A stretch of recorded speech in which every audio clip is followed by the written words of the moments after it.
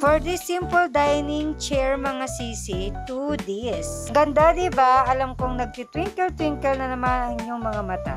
Ganito na rin ba yung mga upuan yung mga sis?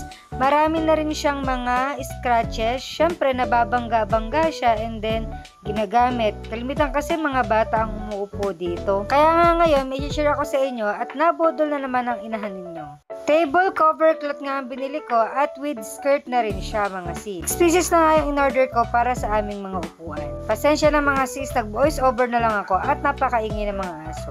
Una ko nga munang ginawa is nilagay ko nga muna yung seat cushion and then binihisan ko na yung upuan. Maganda din naman yung quality ng tela mga sis at makapal ang ginamit na fabric. Madami tong mga kulay mga sis, ang kinuha ko lang is brown para bagay dito sa bahay namin. Meron din naman sila mga sis na seat cover na walang skirt pero ako, ang preferred ko is yung may skirt kasi maganda rin siya. Gandahan talaga ako dito mga sis at yung aking cushion is sobrang luma na niya pero napakinabangan ko pa talaga siya at naitago siya. Alam nyo naman, kapag yung mga gamit, merong cover, talagang minsan nagtatagal talaga. Maganda na to at iwas gasgas sa upuan at nakakasyala talaga. Tignan nyo naman mga sisi, sobrang ganda talaga niya at nabigyan niya talaga ng hustisya yung aming dining table.